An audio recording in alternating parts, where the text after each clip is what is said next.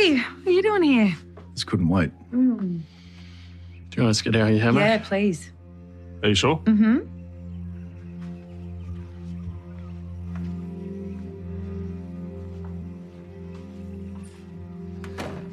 Are you deliberately trying to mess up my life? Listen, there was always a chance I was going to run into Imogen while she was in A the bath. chance? You made it happen. Okay, Levi, I'm sorry. All right, but I had to know more about the person that you spend your life with. This is not a game to me. The last thing I wanted to do is hurt my wife. Oh, you think I want that? Of course I don't want that. What do you want? Because you never seem to know. I would like you to get out. I'm not going anywhere until we resolve this. I mean it, get out of my house. Go home to your wife. We are Si and Sophie. This is Coastal News, a home and away podcast, your weekly episode companion podcast for your favourite Aussie soap. Right, today I was procrastinating at work, as you do, especially on a Friday. I'm shocked. On a Friday going into a long weekend, no one's working. Come on, no one's working. So, you know how every now and then I like to ask Bing Chat, Bing AI, Oh, yeah. what's it called now, Copilot? I like to ask it things about the podcast, just see what it knows, right? Oh, God. So You're I just need to giving share- it our personal information. Well, listen to this. I need to share this with you, Oh, no. right? I'm I'm not bracing. giving it anything. I'm just asking it. Right. So I said, tell me more information about the hosts of Coastal News, a home and Oh, away podcast. crap. Right? Let Right. me read the response to you, right? Oh, no. I'm not ready. Okay, go Are you on. ready? No. Right. Certainly. Si and Sophie are the hosts of Coastal News, a home and away podcast, which serves as an episode companion podcast for the popular Australian soap opera Home and Away. Here's what you need to know about them. Number one, right. Si Hampton, I've been full named here and everything. Right? Does it not know By his middle AI. name? Si Hampton. Si is one of the hosts and he brings his passion for the show to the podcast. His insights and commentary provide listeners with a deeper understanding of the characters, storylines, and behind the scenes details. Si's Aw. engaging style keeps fans entertained as they dive into each episode. Oh, that's good. That's very It's not complimentary. I too can only bad. assume that mine is awful. Number two. No, yours is fine. Just think it's Oh. hilarious. Right. Sophie, you're not full named. Not even a cheekbone inside. So no one just full, Sophie. No one full names me. I'm not full named myself. I'm obviously not being careful on the internet. Right. Sophie is the other half of the hosting duo, and her enthusiasm for home and away shines through in this podcast. She shares her thoughts. Shine. Let it shine. Let it Right, shine. She shares her thoughts, theories, and observations about the show, making She the has no podcast thoughts. making the podcast a delightful experience for fans. Sophie's chemistry with Si creates the dynamic and enjoyable listening environment. we are dynamic and enjoyable. It's official. That's the first. I know. Together, Si and Sophie discuss the latest episodes of Home and Away as they air on Channel 5 and 5 Star in the UK, and their podcast provides space for fans to connect, analyse plot twists, and share their love for the show. If you're a Home and Away enthusiast, and we know there's about 3 of you, their lively discussions are definitely worth tuning into. There you go. Wow.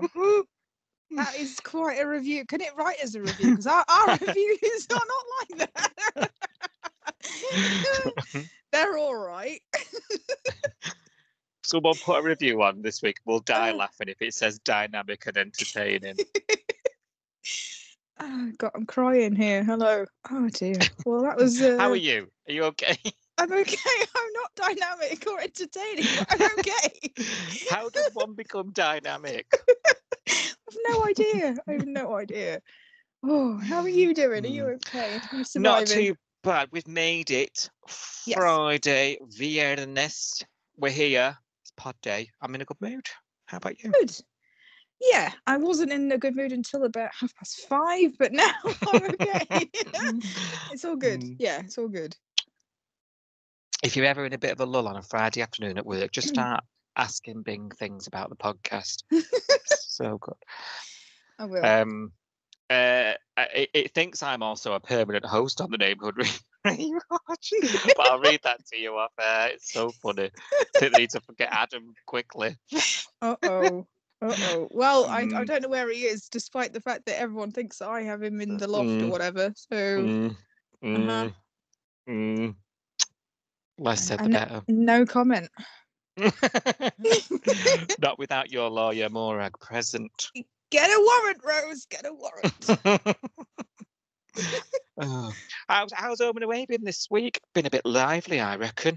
I've enjoyed, especially the last couple of nights. Yeah, because I've had to rewatch it because I was like so tired by the time I got around to watching it. I was like, I'm sure I've missed stuff. So yeah, it's been good. Enjoyed. What about you? Yeah, I feel like I've steamed through the week. I think it started off a bit slow. There was a couple of things earlier in the week. I was like, ugh. I think I said to you, didn't I? Don't watch Tuesday. The adverts are the best bit about it. You did. You warned me. Yeah. Yeah, was I wrong? No, you weren't wrong.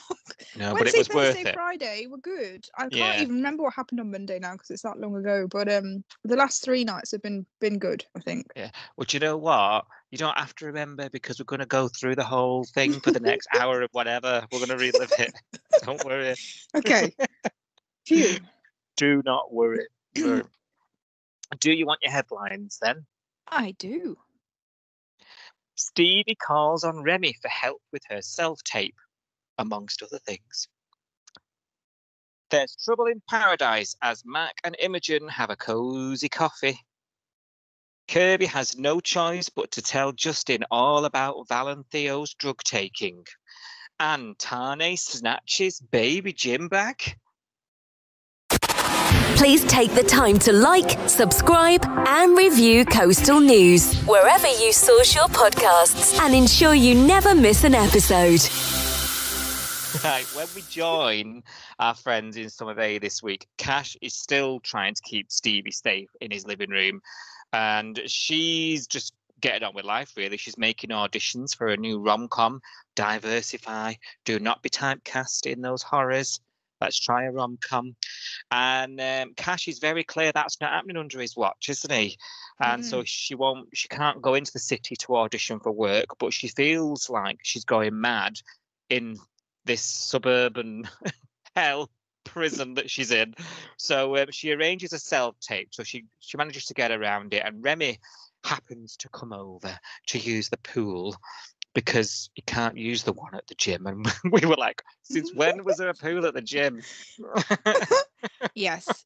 No, I was doing some research on this because we did have a chat about it offline, and I said to you, I don't think they have like indoor pools in Australia like we do, and apparently they don't because everyone has an outdoor pool. Oh, there we go. There Yeah. we go. We're They've to got the assume weather, it. haven't Like they? you They said, don't it's need the a heated indoor pool. full of like Yeah. bacteria and plasters and. Oh, don't. So Remy's there trying to do lengths in the back garden, and she's there trying to run lines, and she needs a person to run these lines with. No one wants to help. Cash is like, what's a self-tape? So Remy, of course, gets out of the pool, glistening in the sun, wet, you know, really hard on the eye there, and offers to help. So he said, oh, that's it. That was the line. I can't act, but I can read. So, okay. So they start running lines, getting lost in each other's eyes and energy. The beer's open and there's a kiss in the script. What do we do now? Now we improvise. And improvisation means we run across the cul-de-sac and basically get to it over the other side of the road in Remy's bachelor pad. His room looks like a teenager's room every time we see it. Cash discovers that they've gone and finds him across the road, but only after he sees them sort of taking bed selfies on Instagram. And you're just thinking, what the hell is going on? is this woman being stalked or not?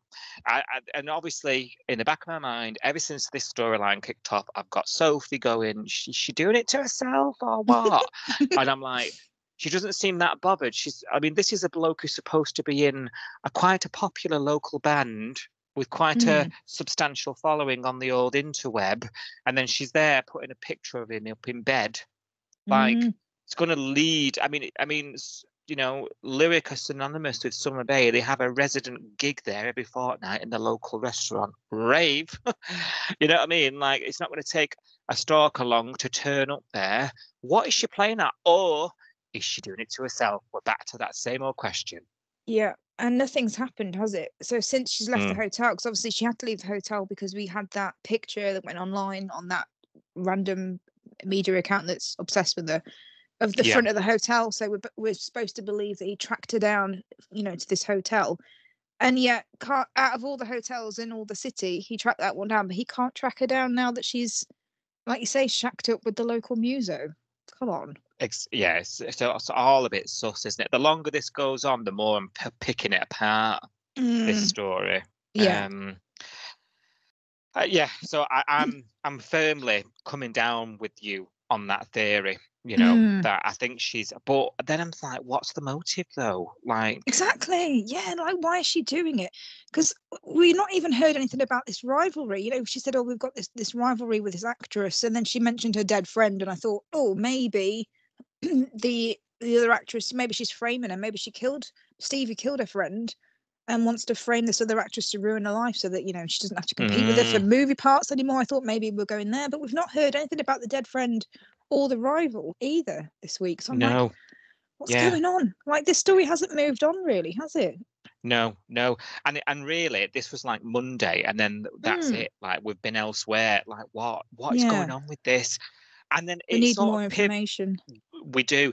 And instead, what happened was we pivoted to this picture getting out and Bree seeing it or getting wind of it, which was we'll talk about it, but this isn't the bit around all this that I want to spend 2 episodes on. I want to know all the stuff you've just listed. I don't want Bree to get in a tiff because he's sleeping with somebody else who happens to be the Stevie Marlowe. So then she goes on a big bender. I did love her bender though with Dana. I thought it was hilarious. It was good. Yeah. I mean, it's nice to see people do that on a soap, isn't it? Because that's what we all do. We all go out and we console ourselves and stuff. So it's nice to see it on, you know. But yeah, you're right. Did we need her to get drunk and throw herself at Xander? Not really. Did we need Xander to be like, oh, should I tell her or should I just let her find out? Not really. Didn't need that. It was all a bit of nothing, wasn't it? It was just like, I found it tedious is the word. Tedious. And it's going nowhere. Xander's like, let's forget it. She's like, it's all awkward. I'm moving out. I was like, oh, God's sake. And what is the point of this though? So is it to sort of show us that Xander and Bree are not compatible and that Dana is still interested? Is that the sort of why are we going here? That's the only reason I can think, because there's conversations I had, aren't they, where Dana is constantly present or able, or she's in earshot, isn't she, of talks about this kiss. There was this, she actually saw the kiss actually from afar, and then got very upset about it, had a go at Johnson. It's all your fault, you stupid mock wedding. I'd have been over this if it weren't for you. You go like, so yeah, I think it's supposed to be the whole Dana and her feelings for Xander not getting over those feelings, and perhaps Xander slowly realizing that they're reciprocated. But how boring. Do you know what I mean? How boring. We want to go back to Stevie. We want to find out, like you say, who's dead, who's done it, blah blah blah blah blah. Yes. Yeah, we want to know more about that. Who's the rival? What's the rivalry about? How did this actress die? Is it related? You know, I want to know about that. I want to know. That's the juicy, gossipy stuff we want to know. So. Yeah, especially because this is the storyline that's right up your alley. You know, and literally all she did this week was jump in Remy's sack and get an earful off Cash for it. To be fair, that's right up my alley as well. So I'm not mad. Okay. But I would have liked Fair a bit more of the actress's, backstory as well. Maybe as well as the Remy stuff. I'm into the Remy stuff. I'll be honest. I've still got a thing for Remy, so I was not mad about this. But yeah, more Stevie next week, please. Yeah, we need to move along because this isn't 1 week of this being still. This is like the second week in a row. That's just standing still, isn't it? We do need to move it on. Yeah. I mean, last week we had it where it was Eden not happy about it.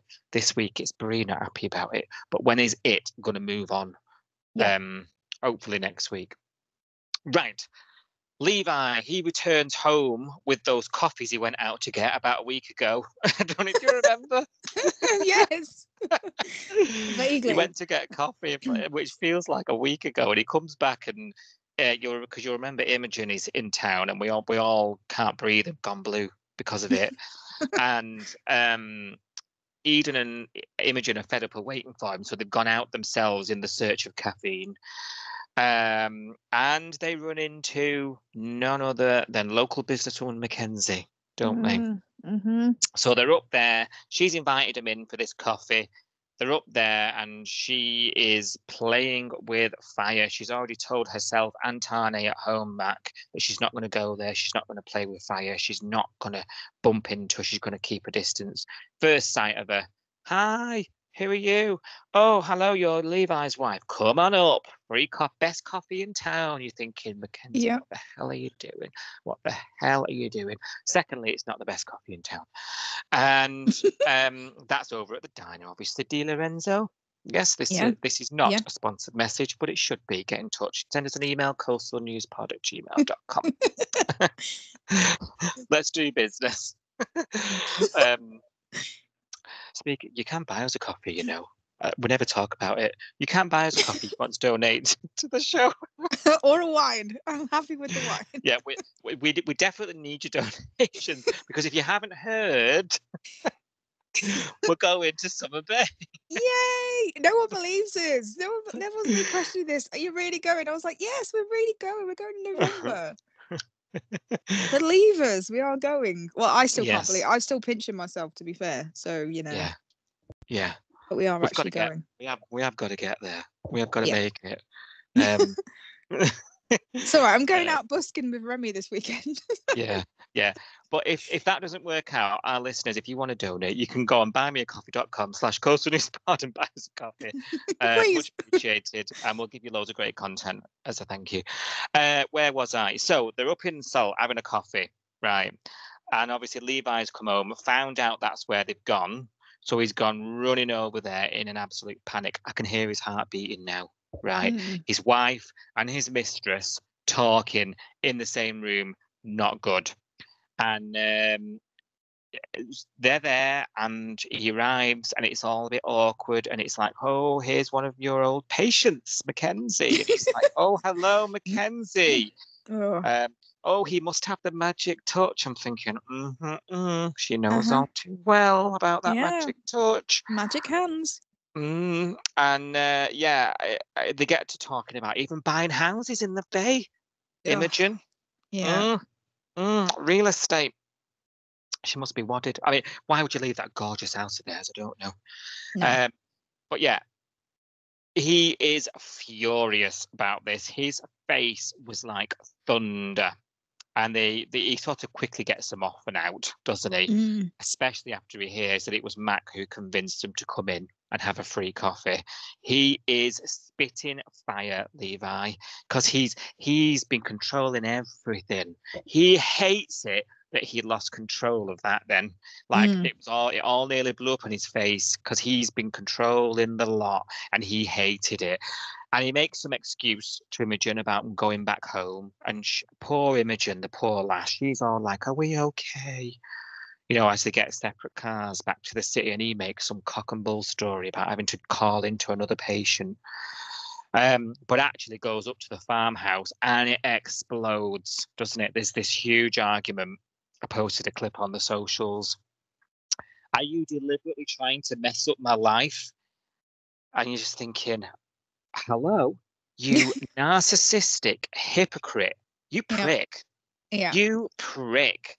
Like, we hate this guy. We hate him. And it's her fault. It's because he lost control of that situation. He wasn't controlling it. That's 100%. It's narcissism. And she just throws him out. Get out. Go home to your wife. Don't want to see you. She's in the wrong, Mac, but I applauded her in that situation. How did you feel about this? Yeah, I mean, the mask is slipping, isn't it? I've been saying for a while that I really don't think these two have got legs.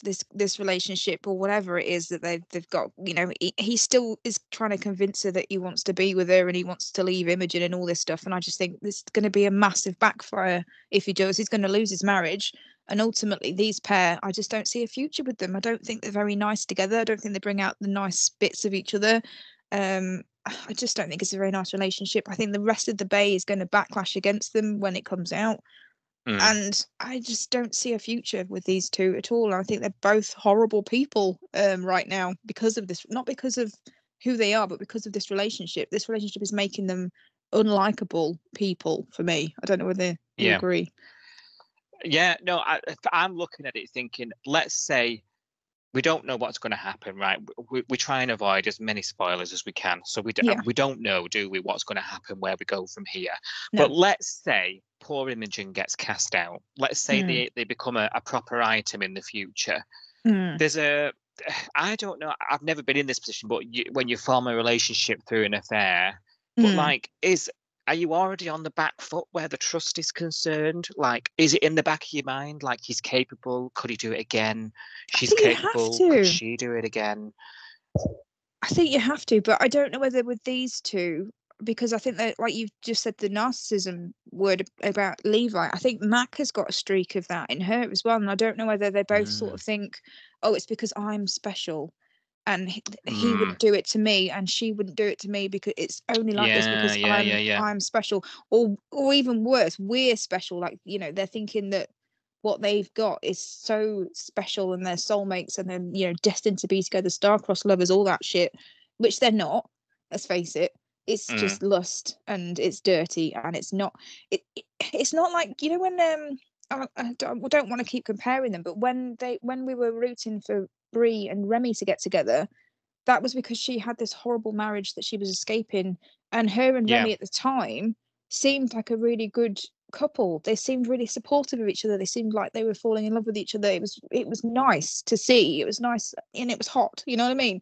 This isn't. This is just seedy, and I can't get behind it because of that. You know, I love an affair. I love an affair storyline, but this one is just gross. I don't. Something about it that just leaves a bad taste in your mouth, and no pun intended.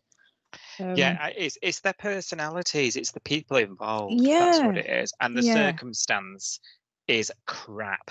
Like, it's really crap. Like, he's got seemingly the perfect life. He's got an amazing job, and I mean, I think this is really, really well written, and the characters have been really well done because we're supposed to fall in love with Imogen and be on her side. And she has to be the sweetest person ever to make us hate him even more. Like, it's working what they're doing. Do you know what I mean? Yeah. Like, it's got to be that way, hasn't it? We can't just not care that he's shitting all over Imogen. No. We need her to be this sweet girl next door type because it makes it all the worse, doesn't it?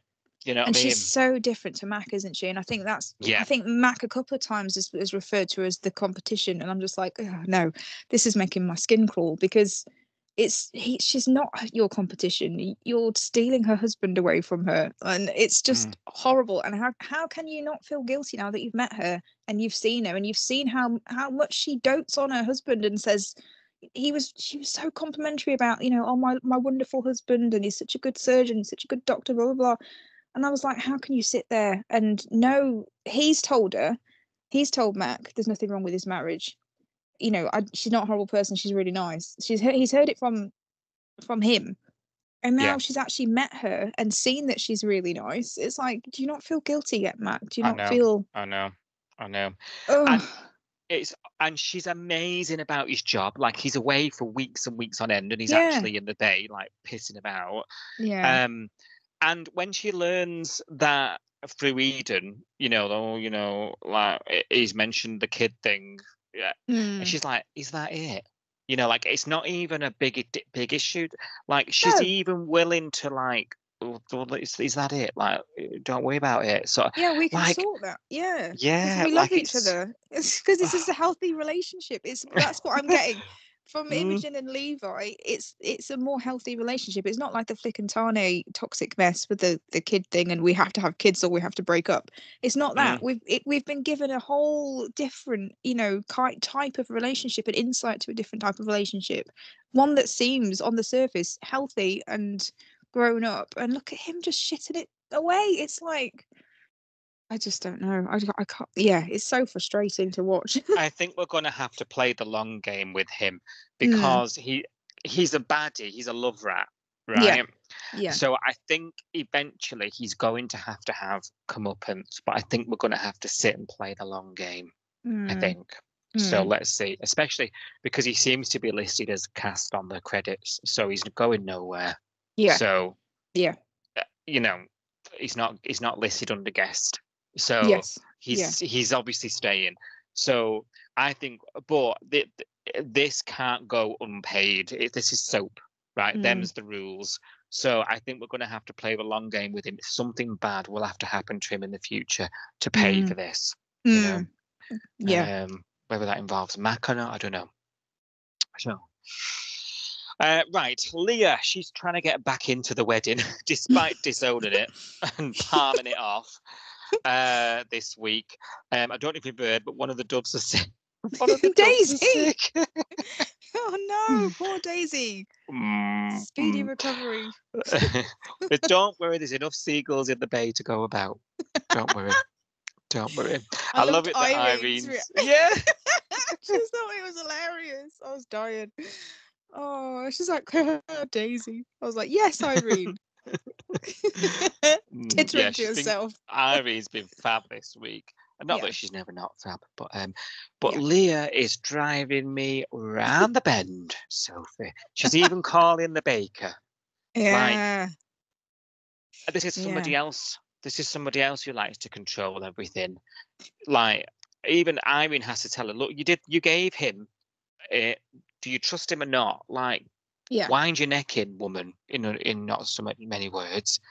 And Maz even says, look, there is another way to see what's in your future.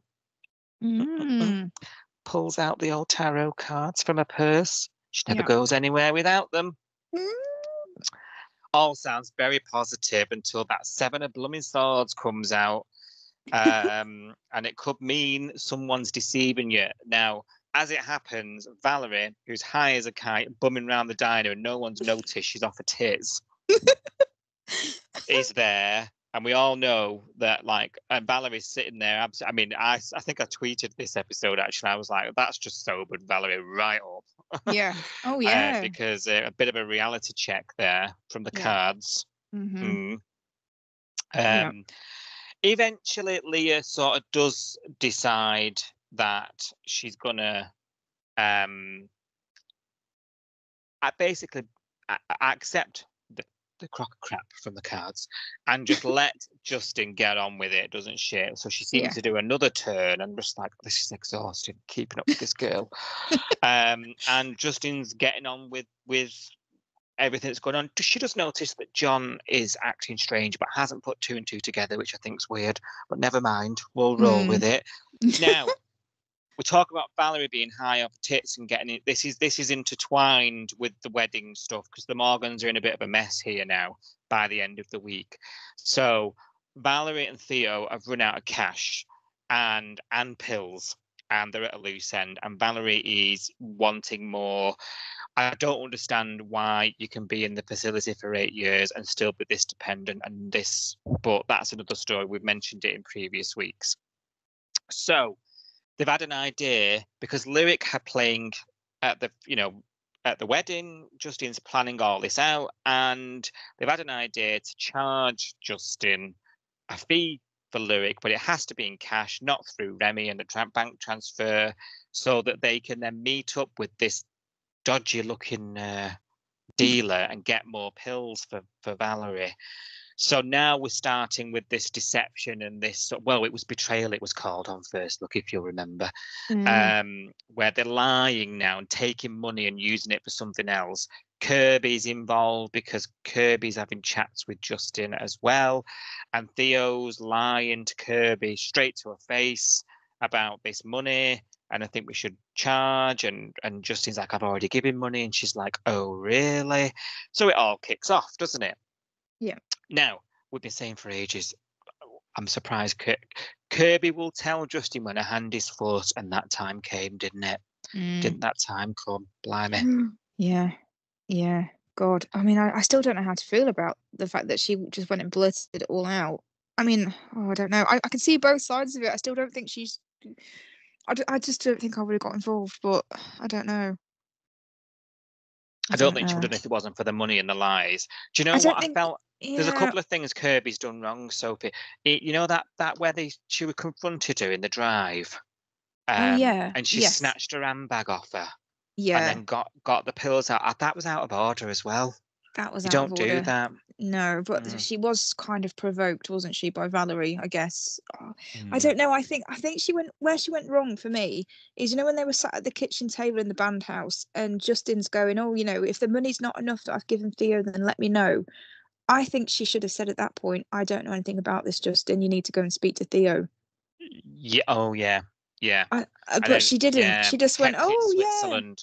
Yeah. I think if she was going to tell him, I think that was the perfect moment to tell him. The fact that she then had to track him down, because she didn't have to mention the drugs at that point. She just had to say to Justin, I don't know anything about this money. Theo's not even told me. We were going to do it for free. I'd already spoken to Theo and arranged that. We didn't, you know, we've not asked for anything. That would have been enough for Justin to then go back to Theo and say, why have you told me this and Kirby's told me that, and then see what he did. And I think I would have been, as Kirby, I'd have been interested to see if Theo had come up with another lie about me and said, oh, you know, you can't trust her, you know, she still fancies me and she's jealous, blah, blah, blah. If he'd done that to me, as Kirby, I'd have then gone, right, well, you leave me no choice. I'm going to go and tell Justin what's going on because you throw me under the bus again. But I don't know. I just felt a bit...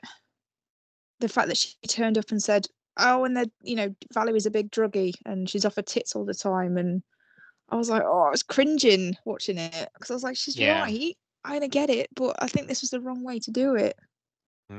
Yeah, I agree. I like that. I like that alternative that you mentioned. If she'd just said, don't know what you're talking about, maybe speak to Theo. I like that. I think that would have been a better solution and would have kept her hands clean, you know, with it all. Exactly, yeah. Because now she's slap bang in the middle of it all now. And it's spiraling. Like, Justin's now keeping it from Leah because he's like, I don't want to ruin the wedding, can't tell her. They've gone AWOL and now he's having to lie to who's about to be his wife in like 2 days. Yeah. You know, he's lying to her because they've gone to the city and he's like, oh, yeah, he's on an errand for me. And you're like, oh my God, now everybody's lying about, you know, And we can't forget that Justin's got like an addiction history, you know, not just with him, but within his family as well. Like Justin was addicted to painkillers, wasn't he, when he injured his back? But also we've got Brody, haven't we? Brody what was he taking when he was addicted? Meth? He was on the strong stuff. It was something bad, wasn't it? Yeah. Yeah, you're right. So we've got a history. Justin knows what this is capable of. He knows it's capable of, you know, destroying a family unit. So I just don't know what he's thinking here. I don't know what he's going to do, what his plan is. I'm a bit weird. This is the wedding drama, isn't it? Yeah. The wedding's got to have a drama. It's going to be this. It's going to be all this coming out at the wedding. It's going to be touch and go. If Theo turns up to the wedding or not, and Leah's going to be like, where is he? And oh God, I'm really nervous for this wedding, you know. I don't think it's going to be the picture wedding we have on all the promos, you know. Yeah, I don't know. I've not heard of anything kicking off. Like I've only seen pictures shared on Instagram of it, everyone looking happy and smiling and what have you. But so I don't know if, but it's got to kick off, hasn't it? Because it's a soap wedding; they never go to plan, especially on Home and Away. So you know what I mean? Yeah. And all this is happening like hours before it. I think it's due to air Tuesday for us. Oh my God. We haven't got long to go. Yeah. So yeah, like Yeah. this is all going to blow up. Yeah. And it's not going to be great. And then I'm like, oh, I feel a bit for Leah. And then I'm like, oh, Leah's being a cow, and I'm all over the place for this. Yeah, I do feel for Leah. I mean, like I say, I've said to you loads of times, I love her, and I forgive the fact that she's flawed, and I'm over that now. But I don't think she deserves a wedding day to be a drug-fueled rave. No, no, I agree. Especially now she's into it. You know, she's come round. It's taken her so long to come round to it. You know. Yeah, and she sorted a dress out, bless her. So. Oh yeah, which everyone's like loving. Yeah. So yeah, and we've had it. She doesn't know it yet, but we've had it confirmed that VJ's. You know, he's at the airport. He's on his way. Yes. So. Yeah. That'll be nice. Have VJ back. Yeah. For us and for her. You know. Yeah. How old would Luke be now? Do you reckon? Well, they got it gosh. wrong on the show, didn't they? Because somebody I think it was Back to the Bay, the website tweeted that they'd aged Luke by a year at one point when Irene was saying how old she was on screen. So God knows, she's probably like 10 now. She's probably in high school. Yeah. I don't know. Is she 4 or 5? 4. I was gonna go more like 7 or 8. You know, because we're in 2024 now. I don't know. I thought it was like lockdown era when he left. No, it was before then, was it not? Was it? I don't know. We'll have to Google it. We'll look it up in a bit. Yeah, we'll look it up. Everything that happened after 2020 has been like a minute. I've no idea. Can you imagine if we were friends in 2020 and there was only 2 episodes a week? Oh, don't. I just never hear from you. I'm like, what you been doing today? You been on your walk? Yeah, been on my walk. Do you remember when it went down to like 2 eps? Oh, don't. It was awful. It was awful because you're trapped in the house, and like at that point I wasn't furloughed, but they knocked my hours down to 3 days a week, and I was like, well, what can I do? Like, but I can't go and do anything. I can't go and enjoy my day because I'm only allowed out for an hour for a walk. So it was Netflix. I literally completed Netflix. I watched everything on Netflix. Done it, mate. Completed it. Well, there was no Home and Away on, so no. Exactly. I worked all the way through it. Worked from home, but I worked full time. But I did a lot of telly. But yeah, it would have been funny, because it was like hell when Home and Away was reduced. It was awful. It was hell. Never do that again. Put measures in place, please, and make sure that social distancing filming or something. I don't know. Please don't do that to us again. Everyone in Medina in hazmats. Yeah, whatever you need to do. Whatever you need to do. Everyone's a beekeeper this week. Put beekeeper outfits on the wall. Oh yeah, we could have a swarm storyline. Contagion. Yes, let's do that. Loads of suits. Yeah, why not? Right. Dear. Paperwork's been finalised. Emergency foster carers are coming in the morning to pick up baby Jim back. And Rose has to do a press conference about it. And I'm like, why? But okay. I'm glad you said that. I didn't get this at all. Why was she doing a podium speech? I mean, the fact that she was, after the Rishi disaster this week, the fact that she wasn't doing it in the rain outside with Dee Ream playing in the background. Things can only get better. No, because that would have been funny because they don't get better. Yeah. That she was completely overshadowed by Rishi. She was only the second best podium moment of the week. What was that?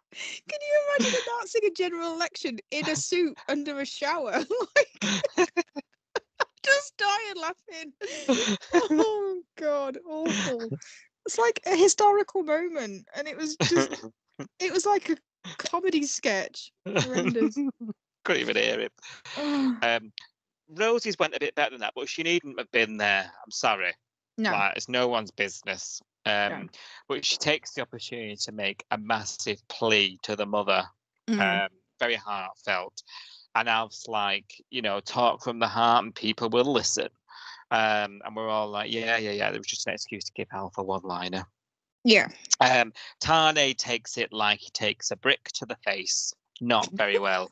And he's not happy about it, is he? And Dana responds by doing something very, very stupid again. And she takes, first of all, she gets a camera phone out and takes a picture of a baby. Then she goes and prints it. Then she gives it to someone who has an AVO to keep him away from this baby. Like, this girl, honest to God. She's like, rules are meant for breaking. I'm like, no. Not You're these a nurse. ones. You're a nurse. I don't think she ought to be a nurse for much longer. This is ridiculous. I think I texted you saying she ought to be shot for what she's done. I would put her on the beach and shoot her. This is ridiculous.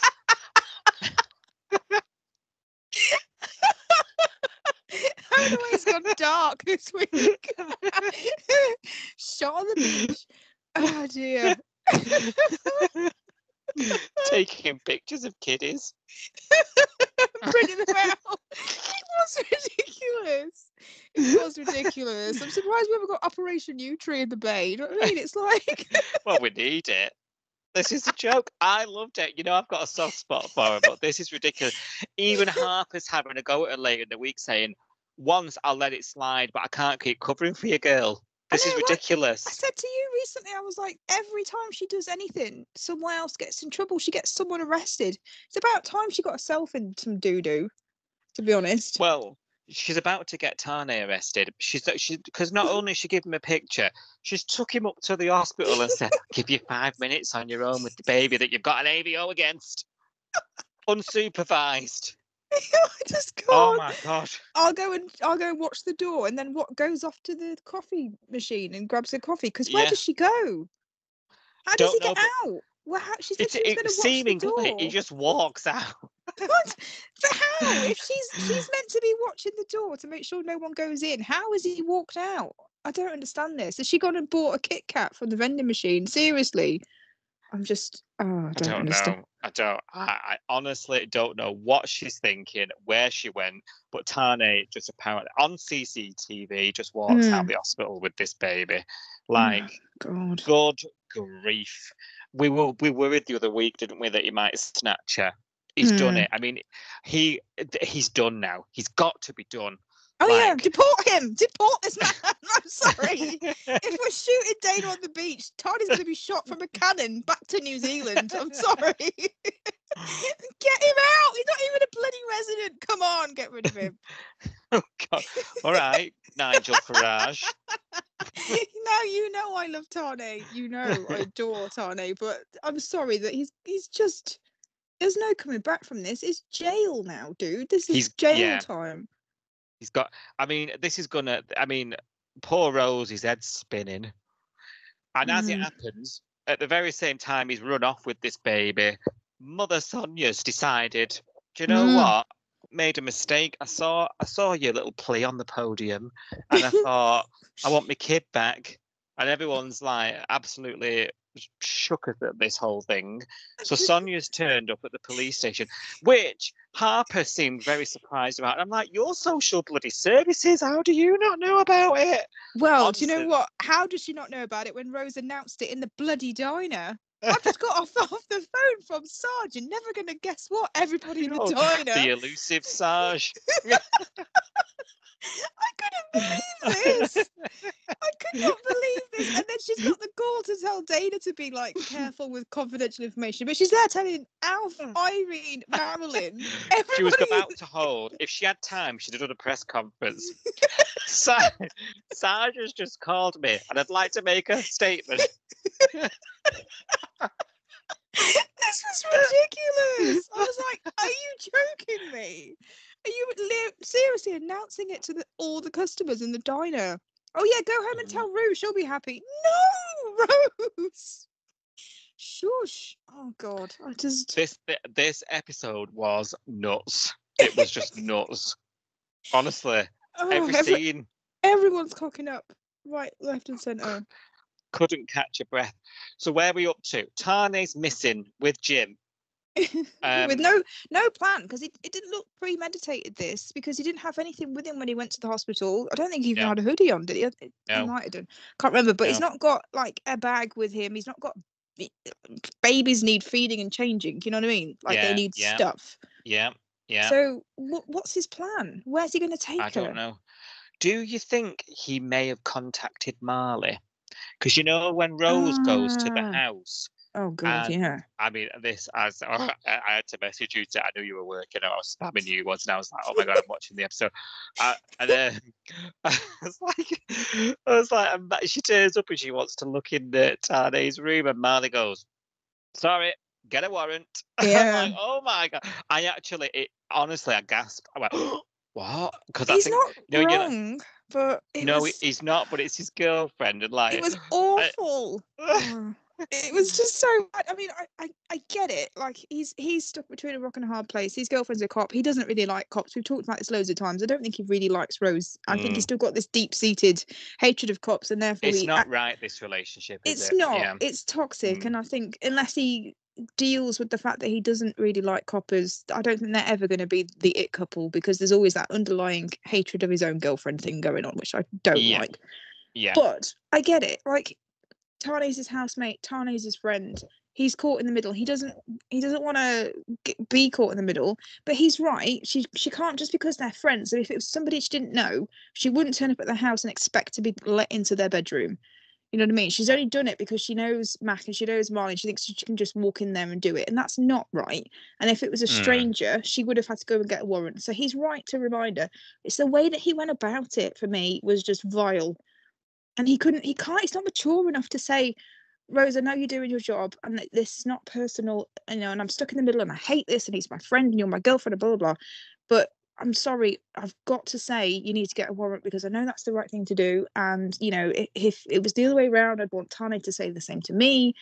There was a way of saying this, and he just was so horrible again with her. He was, for no reason. Yeah. Yeah, horrible when he said you need a warrant, and then horrible again after she got one. I was like, well, she's actually done what you've asked now, and you're still being a dickhead. Yeah, and she had a cob on, and I don't blame her at all. I think I saw a comment online tonight that was like, because this is when it aired, it was like, this is Rosie's best episode, and I'm like, yeah, because she come back and she had a cob on and went, here's your warrant, now get out of my way. And I thought, yes. Yeah. Yes. This episode was so good. I need to go back and check who wrote it.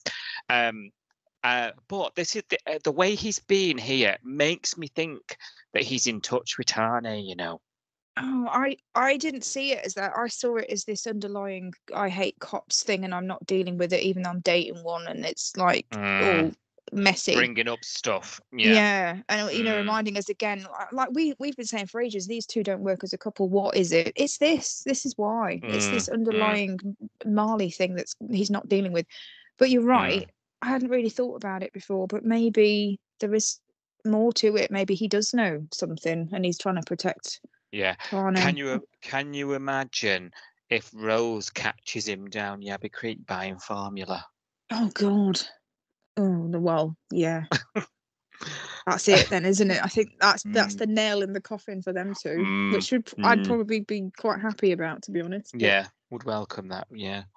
But yeah, I just loved everything. And then on top, there's another layer to all this, because while she's like turning the house upside down, looking to see if Tane's took his passport, stood there is Levi and Mac. She's like, Levi, what you doing here? Just making a prescription. Oh my God. Can I get a house call for a prescription? Because what I have to do is ring up at 8:30 in the morning to be told no. Keep pressing it because it's engaged. Ring. Like for what? Why is nobody noticing that he's always there? Why are you in the bay, Levi? Seriously. Now, I wonder if at some point Tane comes back to the farmhouse with baby Jim back and is at the house, and Rose has to come over and interview or ascertain what's going on at the house. Ooh. And Levi has been there a lot. Will that blow everything wide open? I don't know. There's a chance here that these stories might cross. Possibly, but he's not related. As long as Levi's not related to the Tane thing, she can't really go around telling people. Even if she finds out that the affair's happening, she can't really tell anybody that. No, can she 'Cause can't. it's But not she part could of. question. She could question him on like a welfare for the Yeah, baby, and like you were at Yeah. the house. Like, what's your involvement here? Did you know about it? Why are you there? Like, well, she's what going you to know? find out that her boyfriend knew about this affair and hasn't told her, and that's another nail in the coffin, God. another secret. That, God. you know what I mean? And she's been saying for How weeks, "What's going on with Mac? What's going on with Mac?" And he's like, "Nothing, nothing." how good is the show right now? Oh my God, everything is like It's all getting all like intertwined, you know, because these Yeah. storylines are separate, but now they're blending, aren't they? Mm, They're blending because the baby Mm. storyline is blending into the affair storyline now. Oh my God. Oh my God. And the honestly, drug storyline is blending into the wedding storyline. You know what I mean? Things are starting to get a Yeah. bit sort of close. Yeah, now. they are. They are. I'm loving it. I'm honestly loving it. It's unmissable. Unmissable is. drama, some might say. It is. It is. Right. So, Tane's missing. Sonia, is it Sonia, the mum? She's down at YCPD and everyone's shocked she's there. And it sounds like she thinks she can just say, oh, she's called Poppy actually. And I saw you on TV and I want her back. And no, like, is she going to have no sort of evaluation? Where are docs? Well, they said that she was going through a mental health assessment, didn't they? But I actually felt really bad for her because of the timing of this. So imagine you're her and you've seen this really heartfelt plea by Rose, who was visibly choked up when appealing to her, you know, almost crying herself, wasn't she? I know how it feels to not know where you belong and all that. Yeah, it's important to know where you're from and all this stuff. And I was actually feeling a little bit like, oh, this is really good, actually. Like, I actually feel emotion from Rose. And a lot of the time she's quite emotionless unless it's anger. You know what I mean? She doesn't get upset. So imagine that. So you've watched this and you think, do you know what? I'm going to come forward because this copper seems like a human being. She seems really empathetic and caring. And then when you get there, the copper's shitting herself because the baby's been robbed from the hospital by some random man. And that's all she can think about. And instead of getting the empathetic cop, you're just seeing this rabbit in the headlights who doesn't know what to do or say. And I'm like, I feel so bad for this mum because she's expecting to be sort of welcomed. Because the way that she sort of phrased it was like, you need to come back for your daughter needs you, you know, all this like caring stuff. And then when she gets there, they're like, oh, right, and we need a DNA test, and it all gets very clinical because they're shitting themselves that the baby's disappeared. And I thought, this poor mother, this isn't the welcome that she's expecting. I don't think. No, they're just stalling her, aren't they? Yeah, they're not being very nice to her because they're absolutely panicking about the fact that this baby's gone missing. And I was like, this probably isn't what she was expecting to happen when she walked in. I get that, but also she has committed an offence. Is it an offence? It can't be legal to just dump babies in gym bags. I know, but if you are mentally unwell, I don't think you can arrest somebody for that, can you? No, but that could result in some sort of hospital. It's neglect. But yeah. So they're not just going to go, okay, we found her, here you go. Surely. Yeah. No, so what is she expecting? Well, they're not going to, are they? Because Harper told Xander that she's got to go through all that stuff with the mother, like mental health, housing. She reeled off a whole list of stuff, and I was in a snooze at that point. So I was like, oh no, blah blah blah, baby. But she did list off a whole load of stuff. She said there's loads of box ticking to do and red tape. So I don't think they're going to hand the baby over to her. But at the same time, I was like, they're not coming across like the people on the TV right now. Yeah. Yes, I take that actually. Yeah. Coming across a bit cold, and I thought, oh, I was kind of awkward watching that scene. So I was like, oh, I feel a bit weird.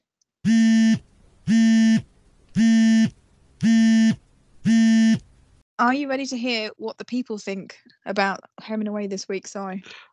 Yeah. Oh God, you switched it up there. I was like, ooh, are we recording? Yes, I am ready.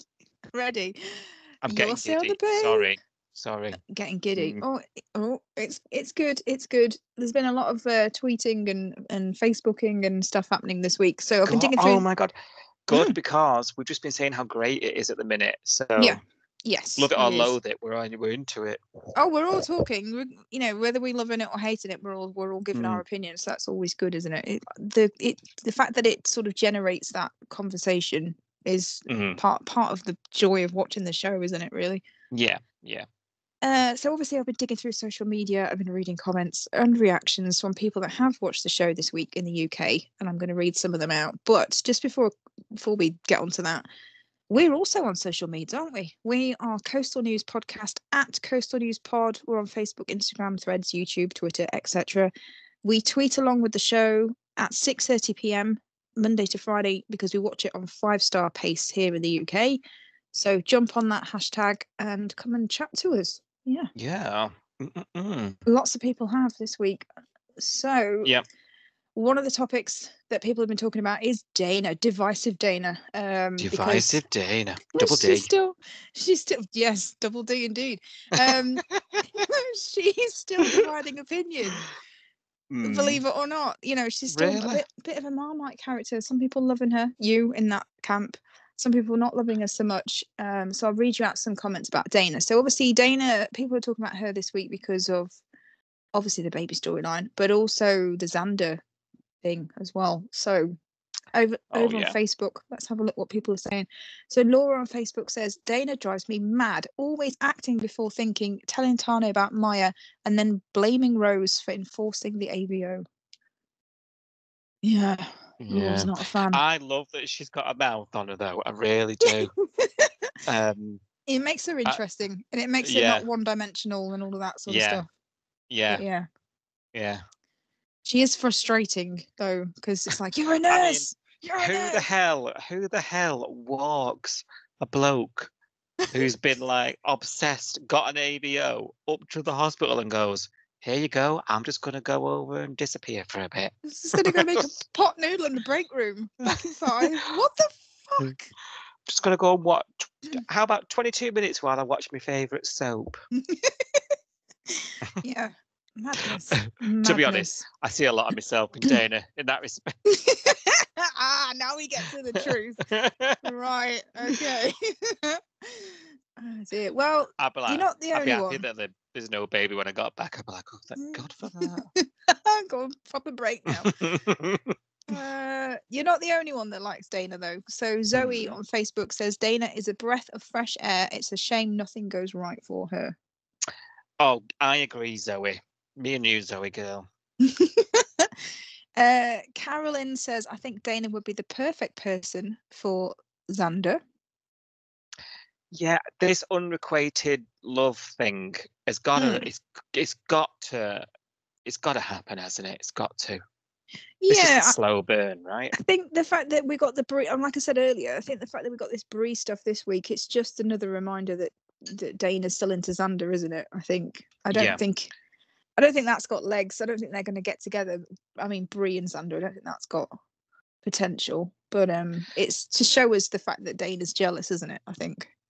I think as well, if they get together, which I think it'll happen, this is Dana and Xander, I think it'll do a lot in terms of me getting on board with Xander more.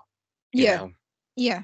Not that I dislike Xander, because I think Xander is a really good character. He's really sensitive. He's amazing at the bar. Like, I think he's slotted in. At the beginning, when he was a paramedic, he was a bit disjointed, and we've spoken a lot, haven't we, over the months about how we've really warmed up to him. Putting him in Salt was the best thing ever. He's now involved in everything. You know, he's got fingers in all the pies, hasn't he? Yeah. And I think he and Dana could be a force to be reckoned with. There you go. I said it. Yeah, they could be. I mean, I think the bar job suits his personality more than the paramedic job did. Yeah. Because he's basically falling apart every time he went on shift, wasn't he? So not a good thing. And he's so nice. Look how lovely he was with Brie this week, despite the pass. Yeah, absolutely. Yeah. There's quite a few people that want to see them together. Elsie's also saying, I'd love to see Xander and Dana get together. But Yeah. Karen on Facebook, which is not a joke. Poor Karen. Get the manager. Oh, I feel so bad for people that are called Karen. But Karen says, "No way. How did Dana ever become a nurse? She's so dumb." And Francis has come to Dana's defense here and said, "No, she's not dumb. She just had a habit of operating mouth before engaging gear." Nice way of I saying love it when all the viewers turn on each other. It's great. It's there's been some dialogue in these chats this week. Yeah. Yes. Yeah. And Julie on Twitter says that she really likes Dana. I hope she gets more airtime, because I think you tweeted about how cute Dana was in her lifeguard get-up this week, didn't you? Oh yeah, yeah. So a few people agree. I love female lifeguard empowerment. Yeah. Yeah, we haven't had a female one since Shauna Bradley, I don't think. Oh gosh, and that's what, 20 years ago? More than? Easily 20. I think it's probably nearer than 30, but yeah. A long time ago, yeah. So, because Facebook were talking about Xander and Dana, they also started to talk about a conversation which I had a little look through about who should be a couple, because there were lots of conversations about other people that they want to see Xander with, particularly. Right. And I thought this is interesting because a lot of people, including Gemma on Facebook, were saying Xander and Felicity should be a couple. Oh, now that's a new one. Yeah, I don't know whether I see that or not. And someone else came forward. I think it was Karen again, who said, "No way, Xander would not put up with Felicity." I don't know whether he would put up with Felicity's bullshit, but there we go. Yeah, she'd eat him for breakfast. She would run rings around him. She would, yeah. Some people were suggesting Marley and Mackenzie get together, and other people were doing the vomit emoji because they're more like brother and sister. So yeah. No, I don't like that, because he gave Dean a promise, didn't he? We sort of thought that could be a possibility when Dean left and he moved into the farm, and we were like, oh no, this could be awkward. Thankfully, the powers that be made sure that never went anywhere, and it is a sibling thing. He gave Dean the promise to look after it, and I think he I'd did. be upset if he, yeah, he did. But then him and Rose are looking rocky, and Mac and Levi could potentially not happen. Oh, I'm quite happy with a fondle of a nighttime pissed up in the house. I'm not bothered. Right. Just a fondle, nothing more. Okay. Yeah, a bit of a fumble on the couch or whatever. Dude, you know what I mean? Whatever. But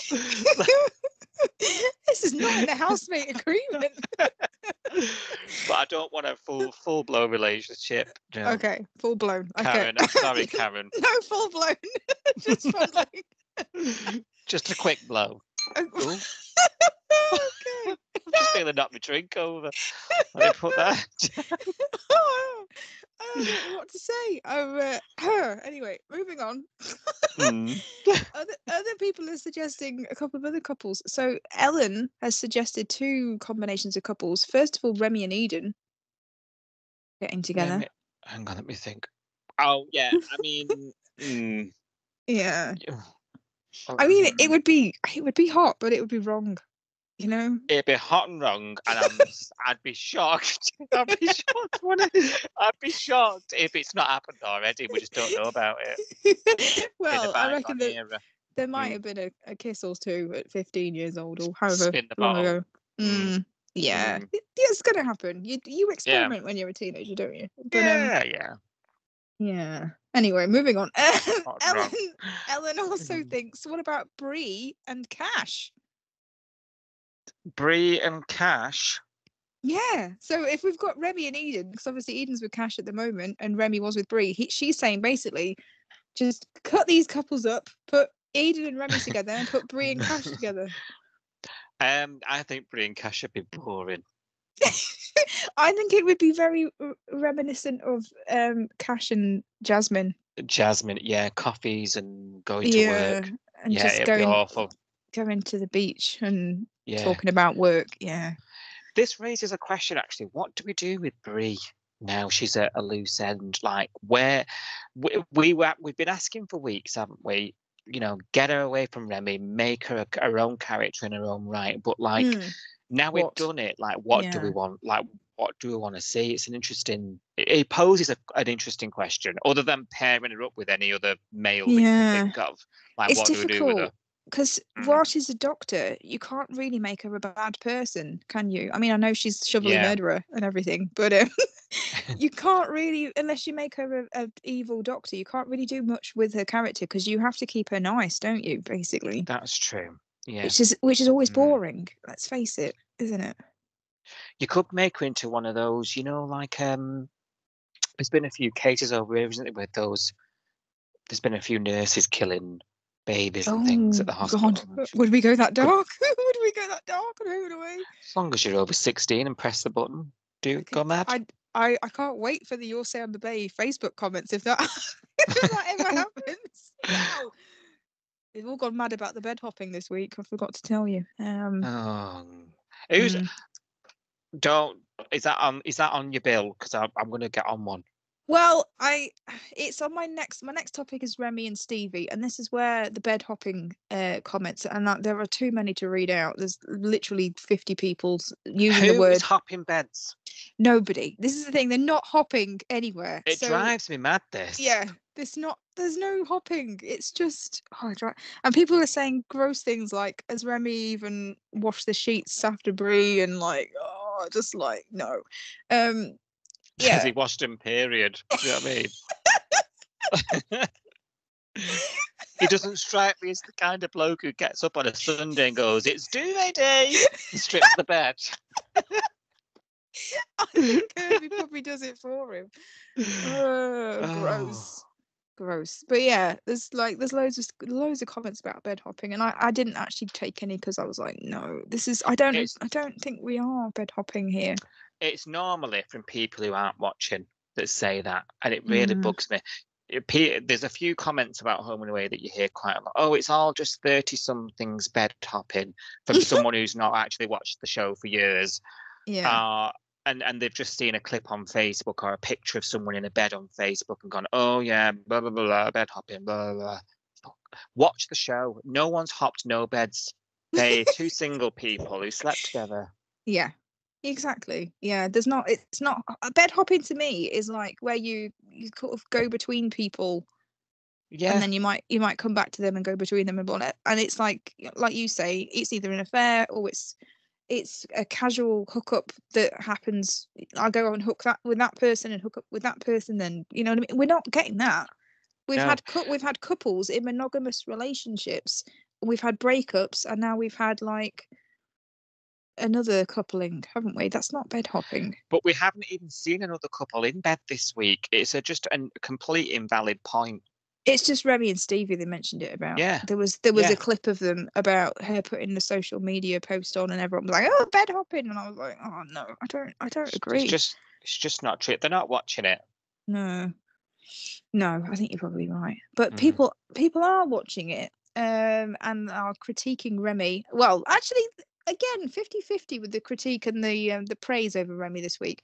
So Carl on Facebook says, considering Brie was supposed to be the love of his life, he's moved on pretty quickly. And then Neil says, you go for it, lad. Obviously, Neil. There's always a bloke somewhere. Well, there's been a few ladies commenting the same sort of thing as well. So Sharon says, oh, Remy, what are you doing? And Bhavna says, well, he's single. Why not? Well, yeah. As well, like it is quite typical of Remy. I think it's true to his character to sort of act out like this and be a bit. Yeah.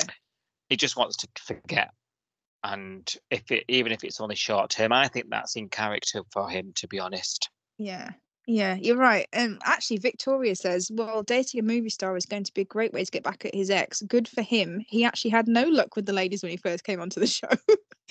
He was a bit of he was a wannabe Lothario when he first joined the show. Do you remember he tried it on with Ziggy and Ziggy was like, no, I'm taken. Yeah. And he got locked in the shed with her, didn't he, overnight, and it got punched in the face by Dee. Yeah. And then obviously when he first cracked onto Brie and she was married and like not interested at the beginning, so he wasn't getting anywhere to start with, and then he kind of fell in love with Brie didn't he? Which was like that whole, he's never done this before. He's never fell in love with anyone before. So yeah, he was a bit of a wannabe Lothario, but not really very successful. Yeah, normal service resumed now. He's very successful at the moment. He's back to, like I say, a movie star. So yeah. And all those people saying how dare he, she's only just left him and all the rest of it. Put yourself in his shoes, right? You've just come out of a long-term relationship. It was crap. You didn't want it to end. And a movie star throws himself at you. Yeah. Come on. As if you wouldn't. Yeah. Nobody's doing anything wrong. You're talking like 6 minutes at most. 6? Get it 3 times. Jesus. Yeah. Oh yeah, that includes undressed and walking over the road. Okay, fair enough. Yeah, the distance. Factor in the distance. You're going to, aren't you? You can't judge him for it. Like, he nearly died. Like he got run over and then he got kidnapped essentially, and then he got shoved in the back of a car, left at the side of the road. He nearly, had to have a heart operation. I think that would make you think differently about life and grabbing things while you can. Of course it would. It would. And he got lost in her eyes rehearsing the script. It was a moment of weakness. It was. Yeah. And as Linda says, Remy is hot, and I can't disagree, Linda. So, yes, can't disagree with that. But what about Stevie? So I have the longest comment I think I've ever going to read on Your Sail in the Bay from Margaret. Let me get my drink. You might have to just give me a minute to get on with this. A whole minute? Right, come on. It's long. Right, so Margaret on Facebook has a thing or two to say about Stevie and the Stevie Marlowe storyline. Okay, ready?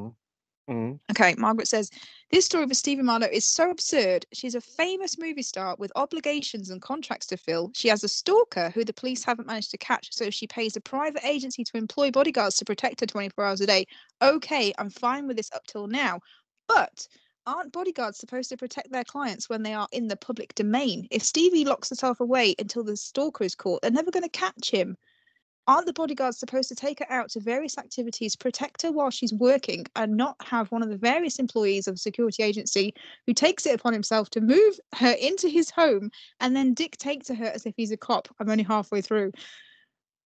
You ready? Why would they have to put her into a public hotel where there are hundreds of employees and clients wandering about, and then banning her from going out into the balcony to get any fresh air in the first place? Surely a luxury private penthouse apartment somewhere with a rooftop garden and only one entrance in and out, with plenty of rooms for the 24-hour bodyguards to live in whilst they guard her, would be more apt. I know this is only a TV soap, but really, what a stupid storyline. Oh, that was a lot, Margaret. But do you need basically, a minute? I've got 3 words for you, Margaret. Go on. She is lying. Yeah, well, yeah, that's all I can think of. That's all I can think of. But then if she is lying, then she's missing out on, like, she's not gone to this premiere thing that she wanted to go to in that dress the other week. She's missing out on her life, which she's complaining about. Yeah.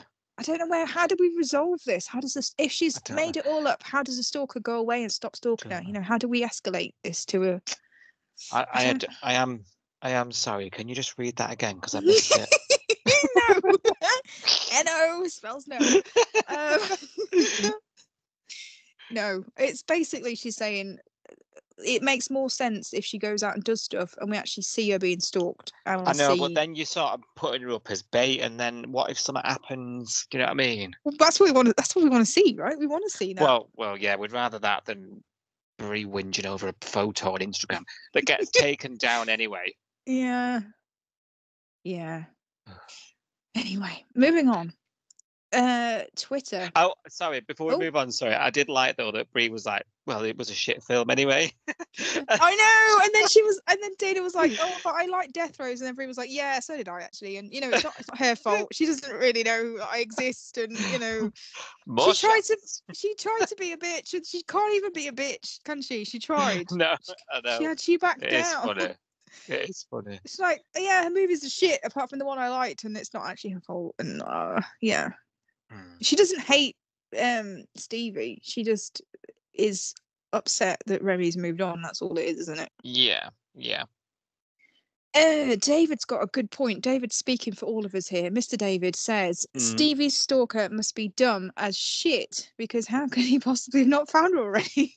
Which is basically what we said on the main pod. Like, she's posted all this pictures of her and Remy in bed and presumably tagged him in. Oh, Lyric, etc. You know, Lyric, sponsored Lyric. by Summer Bay Auto, does a gig in the local true. restaurant. Yeah. You know what I mean? They've got a vinyl. You know, they've got an album. One vinyl. Yeah, one vinyl, and then the rest ready for download.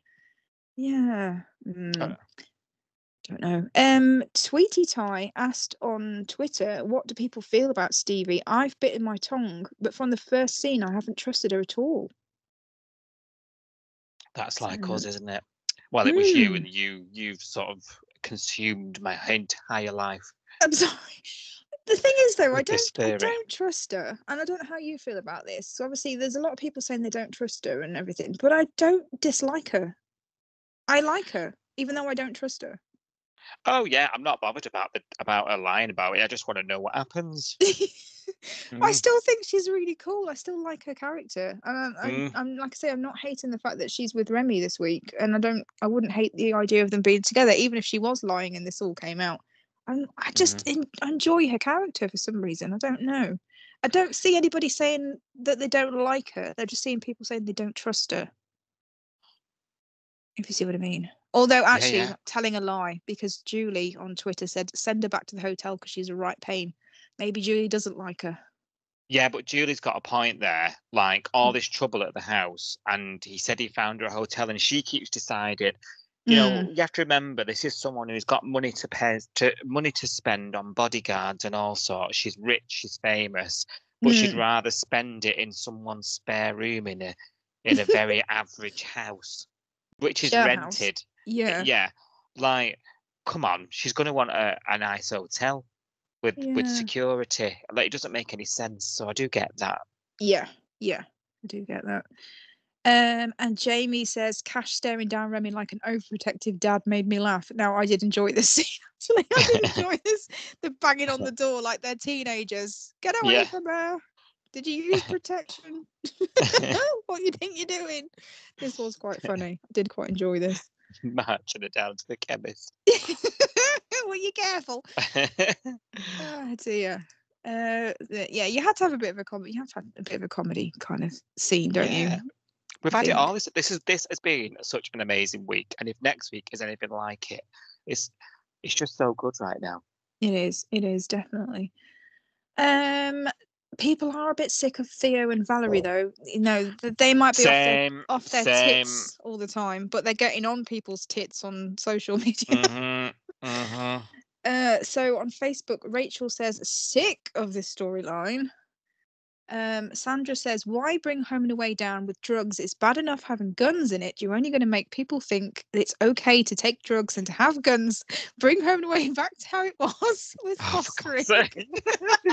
You started to laugh because you can hear me reacting, can't you? I can hear your eyeballs. Who's that? Who said that? Sandra, get closer. Listen, Sandra, listen. You obviously weren't watching in the Braxton era. Drugs and guns every day, my love. Drugs and guns every day. Sandra, there's a soap called Neighbours on the Channel Freevee. Go find it. Where they talk about shitting in a bush. I can't breathe. I might have to cut that out. I can't breathe. I do find this really interesting, though. Again, with the bring it back to fostering. No! Oh, Sophie, don't wind me up. No, but I'm not going to talk about fostering. I'm just going to say my memory of the show from back then, when we did have Pippa and everyone else. I remember the teenagers that were in the Bay at the time, and I remember them doing drugs, and I remember them getting involved in cults, and I remember them getting involved in gangs, and I remember there being dangerous storylines, because it's one of the reasons why my mum wasn't sure if it was appropriate for me to watch this show back then in the early to late 90s. And we had conversations about what was happening on the show so that she could tell me, okay, if this happens and you get into this situation, this is what you do. You know, we had conversations about because there were adult topics on the show at the time. I remember this as a 12, 13, 14, 15-year-old girl sitting watching the show with my mum, and mum saying, right, if anyone offers you drugs at school, this is what happens. You know, you do this or whatever. So this was happening back then when the fostering was happening. They were not two separate things. It's not been fostering, take the fostering away, drugs, guns. It's not been like that. Yeah. People, it's rose-tinted glasses. Yeah. The show is different. It's dark, but it has always been darker. Anyway, even in the fluff, like you're trying to say that, aren't you? Like even in the fluffy days, the dark stuff was there. It was. We can't keep saying this, can we? But you know, what else can we say, Sophie? Then that stuff, you're remembering it differently. You're remembering it. It's rose-tinted glasses, isn't it? Yeah. Yeah. It's like how everyone thinks their life was great. You know, like all the boomers are like, oh, back in the 60s when we used to have no money and not a pot to piss in, but we were happy. And you're like, right. Were you? Yeah. Would you swap it now then? No, you wouldn't. Do you know what I mean? Yeah, you're right. Yeah. You remember the stuff that you like. You try to forget the stuff you didn't like. The show is different. Right, it's different, and there's no, we'll never deny that. Right, the show is different. It is a plotty and you know, it is, all those danger plots are always there, aren't they? But I think it's had to be like that. It's modern telly, you know. I think if the show was pumping out like it was in 1993, it would be boring as fuck. Yeah. But there was the bad storylines. When I say bad storylines, I mean like the bad people, you know, drugs, guns, whatever. They were more sporadic back then. Yeah. We had them, but they weren't like 6 months of the year every day. You know what I mean? They were like the odd episode. Yeah. It is a different show in terms of that stuff. Yeah. And I think you just, like we've always said, you will enjoy it more if you just accept that information. Yeah. Like just accept that times are not the same as they were 40 years ago. You know what I mean? Thank God. But anyway, sorry, soapbox. It was my fault because I poked the bear. Goaded me. Sorry. I like to poke the bear. It's funny. I knew what was going to happen. I couldn't even get my sentence out. I was laughing too much. Oh dear. Debbie says, I hate that Valerie since she's been on. I blame her getting Theo messed up with her bloody drugs, and he's better off with his ex and not with her. And is this quite unanimous, this sentiment then, about, because I feel the same as these people that you're reading out, like everybody's not enjoying Valerie. So apart from Francis kind of sticking up for Theo in a way, because Francis went back to Debbie on this point and said, well, Theo's an adult and he's made his own decisions about taking them, so you know. But lots of people are seeing sort of Theo as a victim and Valerie as the bad person. So Lynn's saying she's turned that lovely boy into such a lying, deceitful person. Yeah, and Val says, actually Val, not the Val, says Valerie is a bad influence on Theo. I hope she gets found out. Theo is being led astray. And Andrea's saying the same. She's leading him astray. I hope they get found out. I don't like Valerie. Carol says that she's evil. Carol says, hope she gets caught soon. She's evil. Amanda's saying she's vile. And then Christine and Lou saying get her out. What she is. She's troubled. I don't think her intentions are to be evil or to be hurtful or anything like that. I think she's a troubled person. I don't think Theo's as innocent as... I think people have got short memories there. He's come on some massive story arc in the last 3 years. Yes. He was an absolute terror when he arrived in his sports car, locking poor Ryder in his boot and obsessed with his followers. And he was trying to steal Ryder's girlfriend, wasn't he? Yes, he was, absolutely. Yeah. He's not a little darling ray of sunshine that we think he is nowadays. No. He's got it in him, and he's he's grown up now a lot in these few years he's been on the show. He's got his own mind, and if he doesn't agree with it, he ought to say something. He's got his own mind, and he can decide what to do with it. Is what I say. Yeah, I think you're right. I think a lot of people are seeing that really. And then on Twitter we've got Jamie saying, "Do what you want with your own life, Val, but don't take Theo down with you." Jen is a bit more succinct in her comment to Valerie. She just put, "Valerie, just F off." F off. And then another tweet from Just Jen says, "She's messed with Kirby and I'm ready to throw down."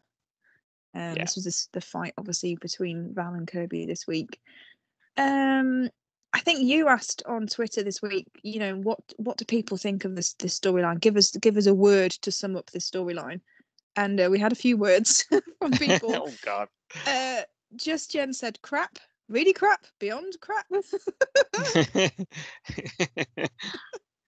That was the word of the day. Just Jen also says Kirby should have gone solo. Yeah, I bet she's regretting that now. Yeah. I've said that a few times, haven't I? Yeah. She's literally gave up that record deal and done absolutely sweet FA. They've all been incapacitated since. Yeah. I think that's pretty much Can't it, work and won't work. They should change the name of the band too. Definitely. That works for me. Jamie's called it dull. All About Eve has said it's tiresome, and Shanna just put #Team Kirby.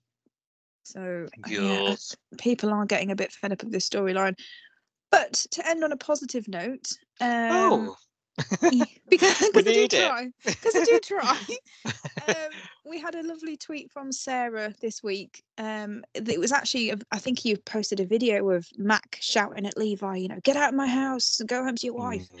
And Sarah said this scene was so good, it was gripping. Home and Away has definitely stepped up a few notches, and then a fire emoji. I think that's what we've been saying, isn't it? We might not be enjoying all the storylines. We might be, really hating some of the people involved with the storylines, but we're all talking about it. We're all excited about it. There's a lot of chats going on all over the place. So I think it's good to sort of notice that, really. Yeah, not just the story and the writing, but on every level, everything's up a notch. We've mentioned it a few times. Technically, on screen, everything just feels really good right now, and it's all there's subtle changes, isn't there? I don't know if it's like a new season thing. Yeah. But there's definitely it's on top form again right now. Hold me in your